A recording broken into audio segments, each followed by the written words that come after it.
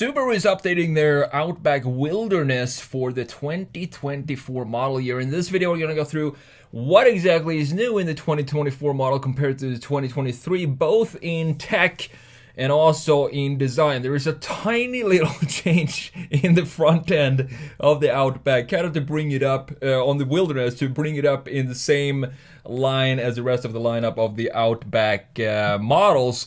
So first of all, let's have a look at what's new. 2024 model of the Wilderness. It does now receive a more rugged look thanks to a new front fascia featuring redesigned bumper and LED fog lights, paired with a more prominent front grille. I'm going to show you the differences when we jump into Photoshop. And you also get a 360-degree heated steering wheel now, standard on every single 2024 Outback Wilderness. Canada apparently got the heated steering wheel in the 2022 models, but for some reason the US spec Wilderness Outback models did not get this update. Very strange. However, that is now fixed, so all US models will also get the heated steering wheel. So what about the pricing for the new Wilderness? It cost $41,255, and that is an upswing of $1,585 compared to the I would say, I don't know if I'm going to call this a facelift because it's so subtle, but compared to the 2022 model year. And it's powered by a 2.4 liter turbo boxer engine. You have 260 horsepower and 277 pound-feet of torque, which isn't that bad for what you pay for this car. And you also have a ground clearance of 9.5 inches. So this is a proper off-roader. You can make it into a proper off-roader if you really wanted to. And I'm going to show you the one change I would make to this to make it a really cool lifted off-road wagon. If that wasn't enough, you also have a low-speed, low-gradient control, Yokohama Geolandar all-terrain tires, and a unique exterior and interior accents. More on that when we jump into Photoshop, of course. So why exactly are people buying Subarus, and why do people love them so much? One of the big reasons is their reliability. Then you have the pricing, what you actually get for what you pay compared to the competitors. You have a fantastic all-wheel drive system, and most of the Subarus are lifted a little bit, so they work really well in wintertime. The design is a totally different question, at least for me. I don't think you could call Subarus beautiful. They're a little bit, rough in the edges and unrefined, but I think that has that only adds to the charm and the uniqueness of the entire brand. So let's have a look at this Outback Wilderness. So let me show you exactly what they changed. The designers went crazy on this. They were really busy with this major change for the 2024 model. So to the left here, you have the 2022 up to 2023 actually. Here is the front end of this, and have a look at what they did for the 2024 model year. They redesigned the bumper. That's clearly the pretty much the only change I can see here between these two, because here we have in the previous model, pre-facelift, we have these interesting graphics in the front end bumper. I think they just added this because they didn't know what are we going to do with this big plastic surface that we have in the front end where absolutely nothing goes on. Then someone came up with a genius idea to just add 3 slots in there, and problem solved. I think it's interesting approach, but I definitely think that the 2024 with this almost grill-like texture stamped into the plastic look a whole lot better than it did in the 2023 model. Looking at the headlights, I can't this is like find 5 faults or whatever it's called when you're trying to figure out what's different between the two. You have a new grille in the 2023 model. You can see that the inside, the interior pieces and parts, plastic pieces in this grille is different from the previous pre-facelift. You have more complex lines right around the logo. You can see these ribs going something like that we don't really have. We do have them here, but they changed the design of it, and also the pattern of the grille has It looks like it has changed and maybe gotten a little bigger in the 2024 model,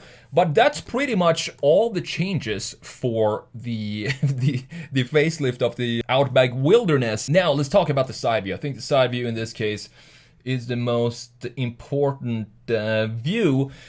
One thing that's interesting here is the design of these plastic cladding pieces that we have going around the wheel arches. They're very unique. I've never seen anything, designers going this nuts on designing the plastic cladding around the wheel arches. You have different thicknesses, and then you have some cool lines going in here as well. They totally went nuts on this, but I think it looks pretty cool in my opinion. It looks very unique for sure, and it creates a sort of a brand identity for Subaru, having these quirky design features. And I want to mention this as well. Just look at this headlight and the outline of it. It's a super complex outline. You have a little bit of a corner here, a tiny corner, then it goes straight, then now we'll decide to turn back up, then in, and then let's create another corner or a little edge right here before it goes back in and connects with the corner up here. Then you have this chamfer in the plastic going here, which you can barely see it because of all the red lines. But look at this chamfer on the plastic that doesn't continue in the same height or line as the chamfer in the rest of the bodywork. So this is what I'm talking about. It's all these small features of Subaru that makes the designs very interesting to just look at and kind of think, how were they thinking when they were designing this? Or if they just said, we're making an Outback Wilderness, let's just add some rugged plastic in the front end and call it a day. I kind of believe that that's the approach they had, and not really care about how the line flow connects with the rest of the body. One good thing is that if you go off-road with this and you bump into rocks and stuff, it looks like you have a proper skid plate underneath here. And if you happen to get some damage on this, it's not a big deal because it's all unpainted plastic, so you can just replace that really easily. Now looking at the rear end is also interesting because in the 2024 update, they didn't remove these things that they removed in the front end of the 2022. They kept that for the 2024 model year, as you can clearly see right here. Now I think the rear end is probably the best looking view for this specific, I'm gonna call it a lifted wagon. Some people call it an SUV. It's like people here are allergic to the word wagon, but this is a lifted wagon. It's not an SUV because it's stretched out and you have the hatchback design clearly in wagon style in the rear end. One thing that I would change, that I talked about in the beginning, the one thing I would change for this to make it into a really cool lifted wagon is to work a little bit with these wheels, because looking at this, it looks like it kinda is very unstable and doesn't have a solid foundation with these thin, small wheels.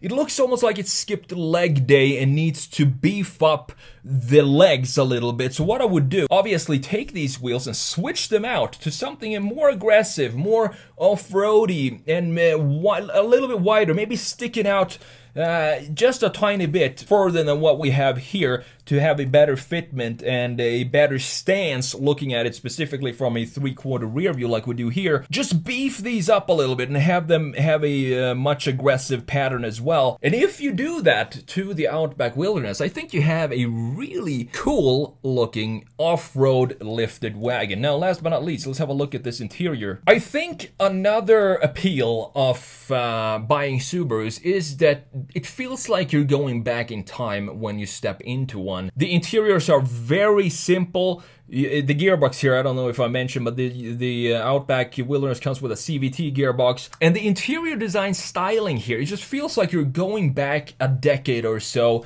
You have analog gauges in the 2022. Let's see if we have that in the 2024. It looks like this is analog gauges, which I love that they kept the analog gauges. This is gonna keep the pricing down as well. It doesn't have to have everything being digitalized and a big screen on the dash. Instead, keep it classy, and I think they did the right choice here, and I think that's why a lot of people also are attracted to Subaru, just because of the simplicity of the interior, but also the simplicity of the brand itself. It's a very simple brand. It doesn't try to brag about anything, and they do what they say they're capable of very well without shouting about it. And look at this integration of the infotainment screen. This is a better integration that I've seen in cars that cost twice as much as what the the Outback Wilderness does. It's a clean interior, and this is a place that I would love to sit for a very long time